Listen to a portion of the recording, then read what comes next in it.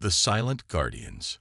The red dust of Helios 9 swirled across the viewport as Commander Elena Reyes completed her morning inspection.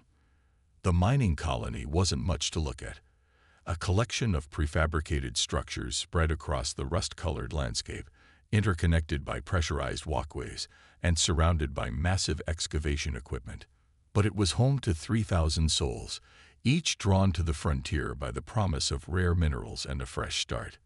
Atmospheric processing at 97%, Commander, reported Lieutenant Wei from his station. Dust storms clearing up nicely. Elena nodded, her dark eyes scanning the redouts. Helios 9 sat at the very edge of explored space, far from the United Earth Coalition's core worlds. Out here, they were largely on their own, a fact that normally didn't concern her.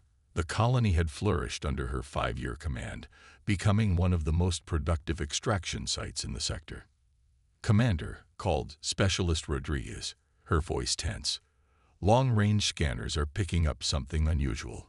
Elena moved to the sensor station, leaning over Rodriguez's shoulder. Define unusual.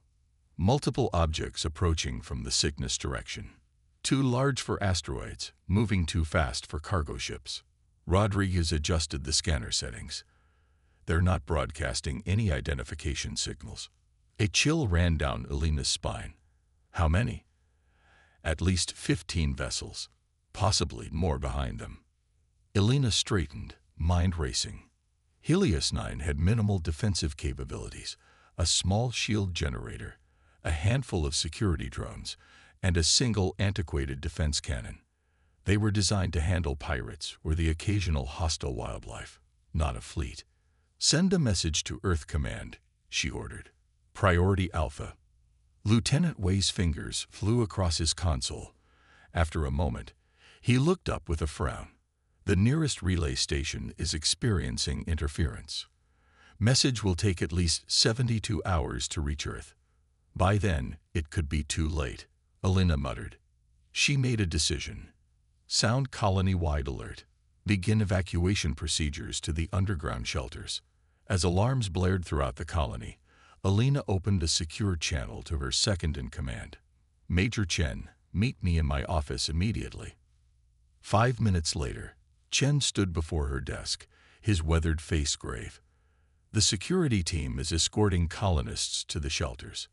What are we dealing with, Commander?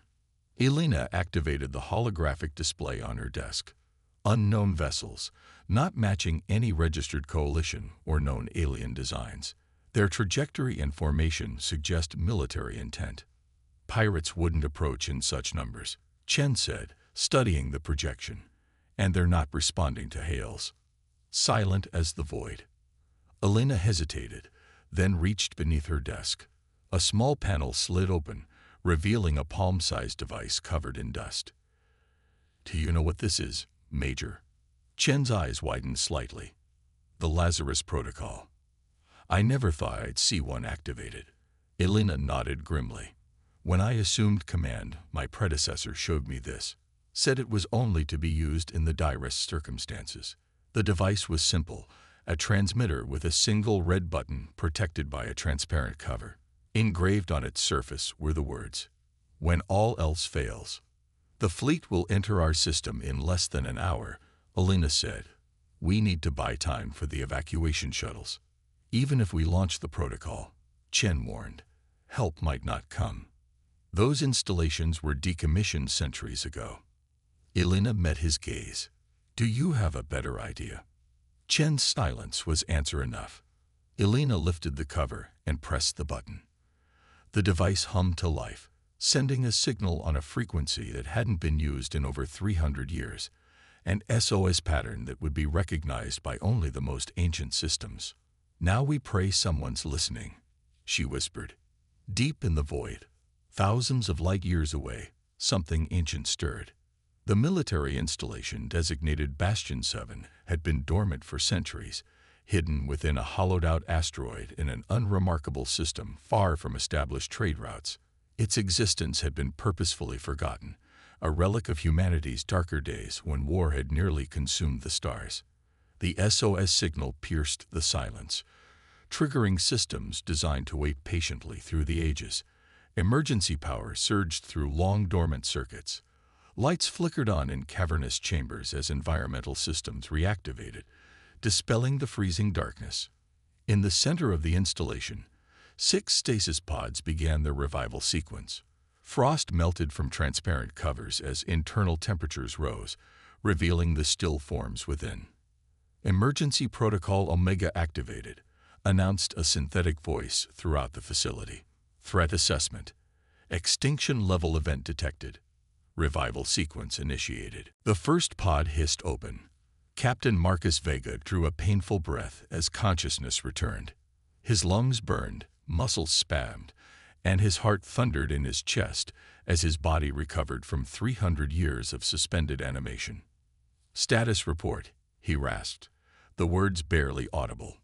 "Welcome back, Captain," responded the AI. "Current date, April 27, 2525. Time elapsed since stasis initiation, 312 years, 47 days.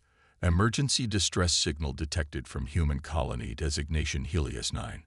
Colony under imminent threat from unknown hostile force." Vega's vision cleared slowly, the sterile white ceiling of the revival chamber coming into focus.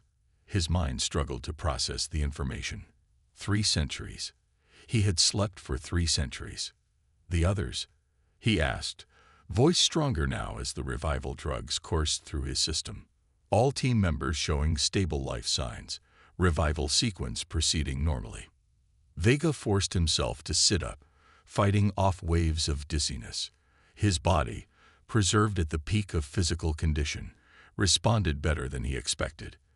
The medical nanites were doing their job, accelerating his recovery. The pod beside his opened with a similar hiss. Lieutenant Commander Aria Takeda, his second in command, gasped as she regained consciousness.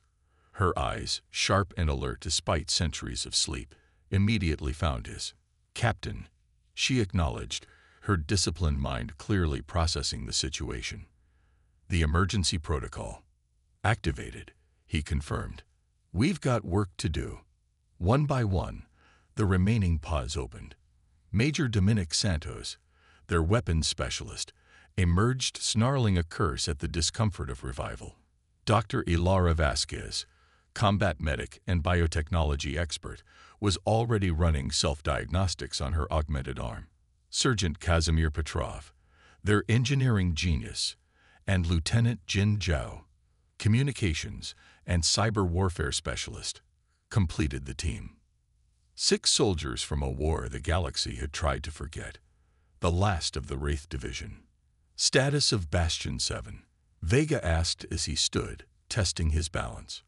"All systems operational at 94% capacity." The AI responded. "The Phantom is fueled and ready for deployment." Distance to Helios 9, approximately 6.2 light years. At maximum drive capacity, estimated arrival time, 5 hours, 17 minutes. The team moved with increasing confidence as they made their way to the armory. Muscle memory guided them through the familiar corridors, their bodies remembering what their minds were still processing. "How long has it been since the Coalition deployed a combat unit like us?" Takeda asked as they entered the vast chamber that housed their equipment. According to historical records, all special warfare divisions were officially decommissioned following the Arcturus Peace Accords of 2213. The AI informed them. Current coalition military doctrine emphasizes defensive capabilities only. Santos snorted as he approached his combat suit. Fancy way of saying they got soft. The armory lights activated fully, illuminating the 6 exoframes standing in their maintenance base. Not simple combat armor, but integrated battle systems that represented the pinnacle of military technology from their era, each custom designed for its wearer and armed with enough firepower to level a small city. "What about the Phantom?" Petrov asked, running his hand reverently over his suit's chest plate. "The vessel has been maintained in launch-ready condition as per protocol," the AI answered. "All weapon systems are operational."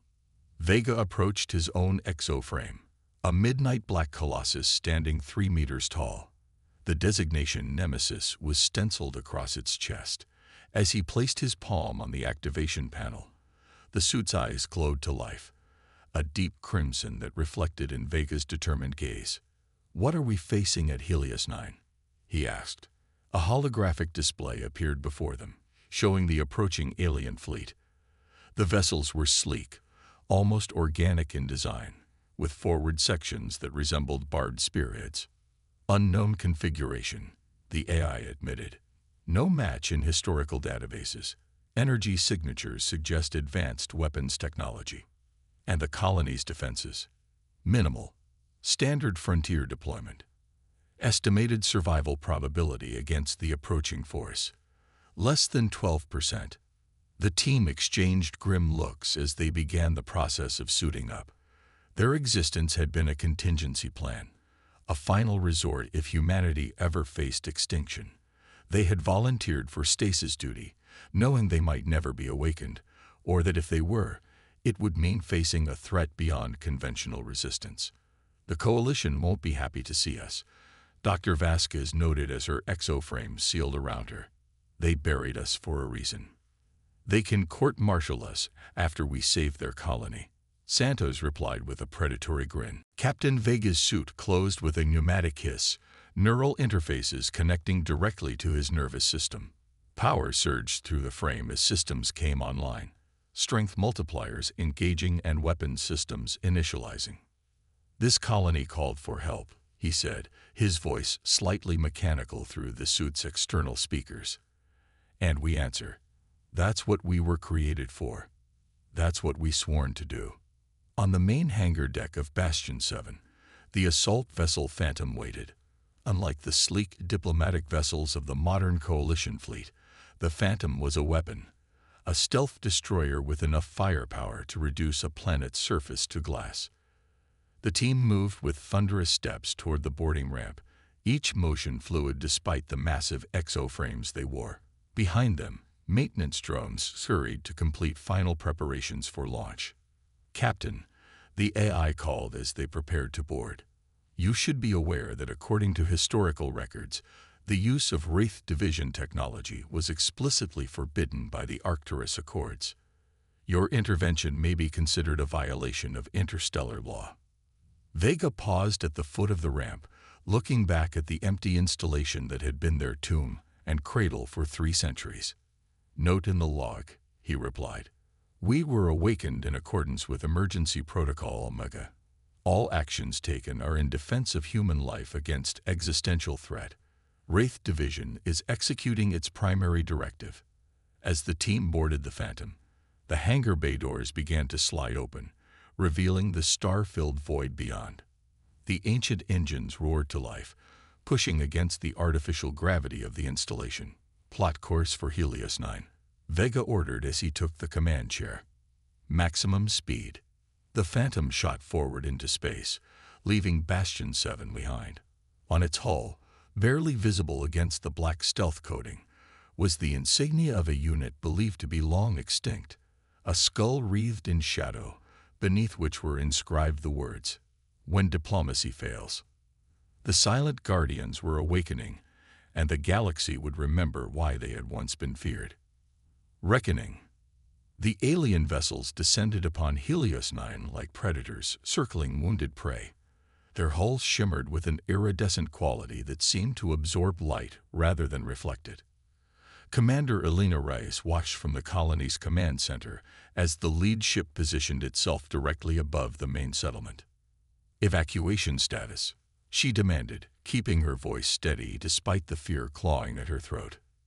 67% complete, Major Chen reported. "Shelters B through F are at capacity. We need another 20 minutes to get everyone underground." "We may not have 20 minutes," Elena muttered as the scanner showed smaller craft detaching from the alien motherships. "Launch the security drones. Full defensive pattern." The colony's meager defenses responded, 12 combat drones rising from their launch pads to form a protective screen above the settlement. Compared to the alien vessels, they looked like insects facing dragons. Unknown vessels. This is Commander Elena Reyes of United Earth Coalition Colony Helios 9. She broadcast on all frequencies. Our settlement is non-military.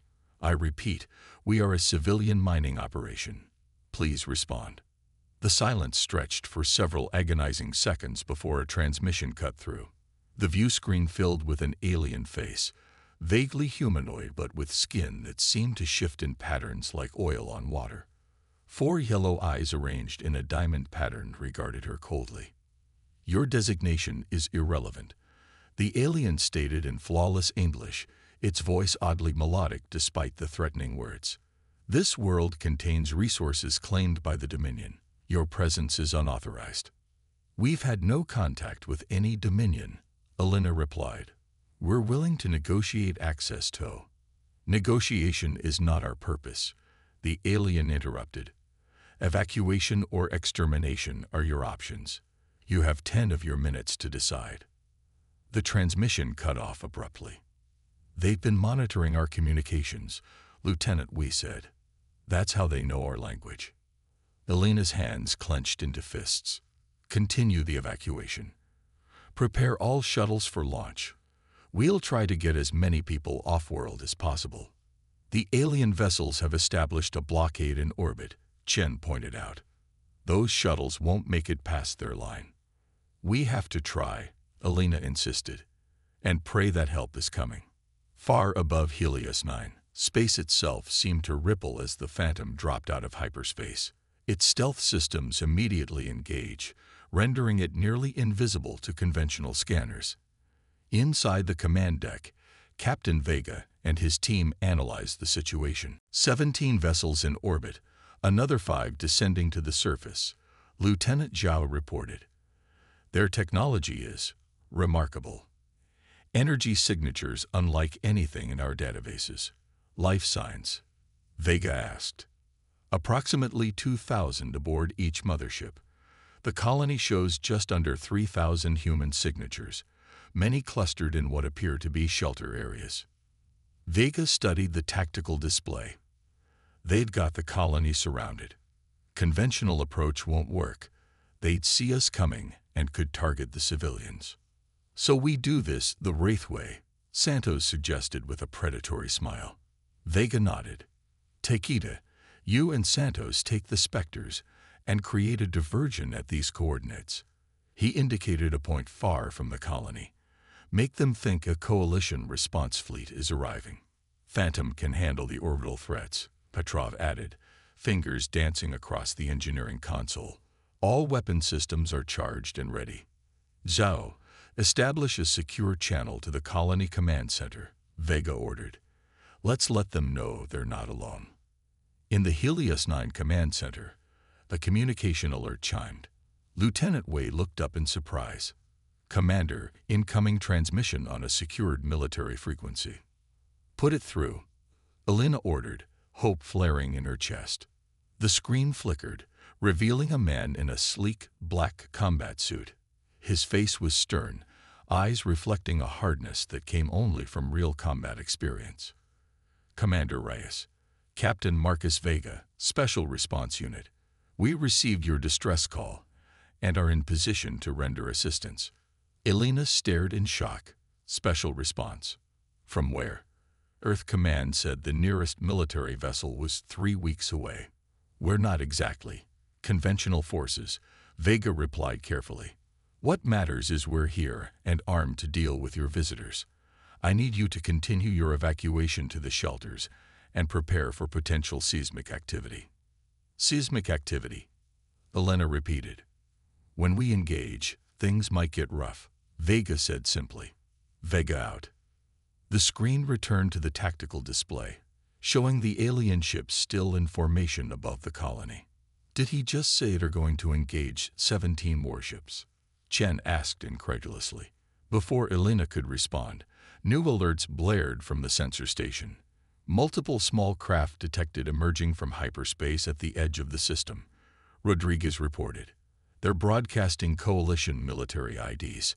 On the view screen, they watched as the alien fleet reacted to the new arrivals, several ships breaking formation to intercept the perceived threat. Those aren't coalition ships, Alina realized aloud. That's our help creating a diversion. The alien commander's face appeared on the screen again, its shifting skin patterns moving more rapidly now. You were warned. Your deception will cost you dearly. As the transmission cut off, the remaining alien vessels began to power up their weapon systems, targeting arrays focusing on the colony below. Aboard the Phantom, Vega watched the aliens take the bait. Takeda, Santos, keep them occupied. Make your passes look like scouting runs from a larger force. With pleasure, Captain, Santos replied, his Spectre attack craft weaving through the void with impossible agility, launching decoys that mimicked coalition fleet signatures. They're charging weapons, Zhao warned. Main guns targeting the colony center. Vega's eyes narrowed. Not on my watch. Phantom, disengage stealth systems. All weapons hot. Target the lead vessels and fire at will. The Phantom shimmered into visibility directly behind the alien fleet, its ancient weapons platforms deploying from hidden compartments. Before the aliens could react, streams of hyper-accelerated particles tore through space, impacting the nearest enemy vessel. The alien ship's shields flared briefly before collapsing, allowing the second volley to slice through its hull like tissue paper. The alien fleet scrambled to respond, but the Phantom was already moving, its maneuverability defying its size as it slipped between two more enemy vessels, weapons firing in precise bursts that crippled rather than destroyed. Their shield technology is advanced but predictable, Zhao reported, adapting our targeting parameters. On the colony surface, Alina watched in awe as explosions blossomed in orbit. The tactical display showed a single vessel, the Phantom, engaging the entire alien fleet with shocking effectiveness. What kind of ship is that? Chen wondered aloud. The kind they don't make anymore, Alina replied softly, recognition dawning. The Lazarus Protocol hadn't summoned help. It had awakened something far more dangerous. 4 alien vessels broke away from the orbital battle, descending rapidly toward the colony surface. They're coming for us directly, Rodriguez warned. Alina turned to Chen. Get to shelter command. If I don't make it, you're not staying behind, Chen protested. Someone needs to coordinate with our mysterious saviors, Alina insisted. Now go.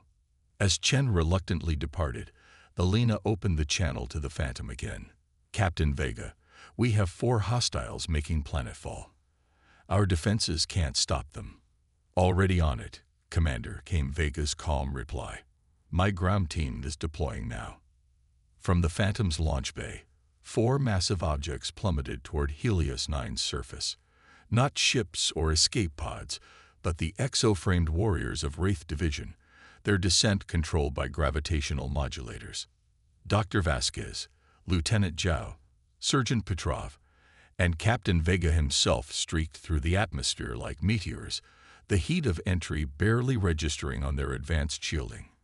Impact in 30 seconds, Vasquez announced over the team channel, selecting landing zones to optimize coverage. Weapons free upon landing, Vega ordered. Priority is civilian protection.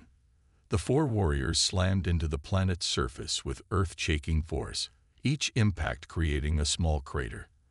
As the dust cleared, they rose to their full height, 3-meter-tall armored behemoths carrying weapons that hadn't been seen in centuries. The first alien landing craft touched down near the colony's main power facility. Its doors opened to reveal troops in sleek armor, wielding energy weapons that hummed with deadly promise. They advanced in disciplined formation until a shadow fell across their path. Captain Vega stood before them, the Nemesis exoframe's crimson eyes glowing in the dust. This colony is under my protection, his amplified voice declared. Surrender or be eliminated. The alien soldiers opened fire immediately, energy bolts impacting Vega's shields in blinding flashes. He didn't flinch. Instead, the weapon systems on his shoulders deployed, targeting computers locking onto each hostile. Your choice, he said simply, and returned fire. Across the colony, similar scenes played out as the Wraith team engaged the alien forces. Petrov's exoframe, Forge deployed mobile defense turrets that created safe corridors for fleeing colonists. Zhao's Oracle unit hacked into the alien communication systems, broadcasting disorienting signals that confused their coordination. Vasquez's Mercy frame, despite its name, demonstrated why she had been feared on ancient battlefields. Its adaptive weapon systems switching frequencies to penetrate alien shields with surgical precision. In orbit, the Phantom continued its deadly dance with the alien fleet. Lieutenant Commander Takeda and Major Santos had rejoined the battle in their Spectre craft, their coordinated attacks herding enemy vessels into the Phantom's firing solutions. 3 alien ships were already drifting, their systems crippled by precise strikes. 2 more had been destroyed outright when they attempted to target the colony directly. "Captain," Takeda called over the comm, "the alien flagship is attempting to retreat. Shall we pursue?" Vega, in the midst of dismantling an alien heavy weapons platform, considered for a moment. "Negative. Let it go. Secure the ones we've disabled. I want prisoners for questioning." In the colony command center, Elena watched the battle unfold on her monitors with a mixture of awe and horror. The exo-frames moved with impossible speed and power, their ancient weapons cutting through alien defenses like they weren't there. The aliens fought bravely, but were clearly outmatched by technology that, despite being centuries old, was designed for one purpose: absolute battlefield dominance. "Commander," called a technician. "The alien commander is hailing us again." Elena straightened her uniform. "Put it through." The alien leader appeared, its skin patterns now erratic, 2 of its 4 eyes damaged. "What manner of deception is this?" it demanded. "The Coalition has no such weapons." "You're right," Elena replied coolly. "They don't. You've just encountered something older and far more dangerous than the Coalition military. I suggest you order your remaining forces to stand down before there's nothing left of them." The alien seemed to consider this, its undamaged eyes blinking in what might have been disbelief. "The Dominion does not surrender." "Then the Dominion will lose more ships today," Elena stated flatly. "Your choice." After a tense moment, the alien gave what appeared to be a signal to someone off-screen. "We will withdraw to reassess. This conflict is postponed, not concluded." The transmission ended. Almost immediately, the remaining alien vessels began retreating, abandoning their ground forces. "Captain Vega," Elena called over the comm. "The alien commander has ordered a withdrawal." "I heard," Vega replied, his voice tight with exertion as he finished off the last alien squad in his sector. "Let them go. We've made our point." 3 hours later, the emergency was over. The alien fleet had jumped to hyperspace, leaving behind their damaged vessels and stranded ground forces, most of whom had been neutralized by the Wraith team. The few survivors had been taken prisoner. In the colony's main conference room, Commander Elena Rice faced Captain Vega and his team, now outside their exo-frames, but still imposing in their form-fitting combat suits. "Your Wraith division," Elena said, not a question but a statement. "I thought you were just stories to scare children. Black Ops bogeymen from the last war." "We were very real," Vega replied, his voice softer now without the exo-frame's amplification. "When the peace accords were signed, the Coalition didn't know what to do with weapons like us. They couldn't dismantle us like the dreadnoughts, couldn't reprogram us like the AI battle systems. So they put you on ice," Elena concluded, "hidden away in case humanity ever needed its monsters again." Takeda stepped forward. "We volunteered, Commander. Each of us chose stasis duty knowing we might never wake up, or that if we did, it would be to face extinction." Elena finished for her. "And now that you're awake." The question hung in the air. These 6 individuals represented military power that could destabilize the carefully maintained peace of the Coalition. Their technology alone would shift the balance of power dramatically if revealed. "Now we do what we were created to do," Vega said simply. "Protect humanity. These Dominion aliens won't be the last threat you face. The galaxy is larger and more dangerous than the Coalition wants to admit." Elena nodded slowly. Earth Command will be sending ships to investigate the distress call. They'll be here within days. By then, we'll be gone, Santos said with a shrug. Back to the shadows where we belong. Unless you need us again, Vega added, extending a small device similar to the one Elena had used to summon them. A direct line, if other threats arise. Elena hesitated before taking it. The coalition won't approve. Vega smiled slightly. They rarely approved of us. That's why we were effective. As the Wraith team prepared to depart, Dr. Vasquez examined the alien prisoners.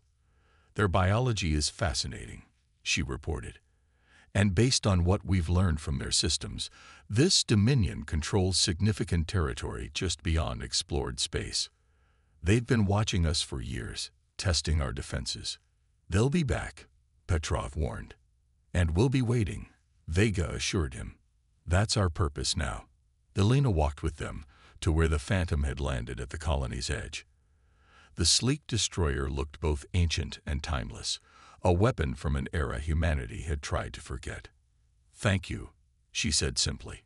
Without you, we'd all be dead. Vega nodded, his eyes scanning the horizon, where colonists were already emerging from shelters, life resuming. Sometimes peace needs guardians willing to walk in darkness so others can remain in the light. As the Wraith team boarded their vessel, Elena watched with mixed emotions. She would report everything to Earth Command, of course, but she knew the device Vega had given her would remain her secret, a last resort for a future day when diplomacy failed again. The Phantom rose silently into the sky, its stealth systems engaging as it cleared the atmosphere. Soon it was gone, vanishing back into the depths of space where it had waited patiently for centuries. The silent guardians had returned to their vigil, ready to awaken again when humanity called.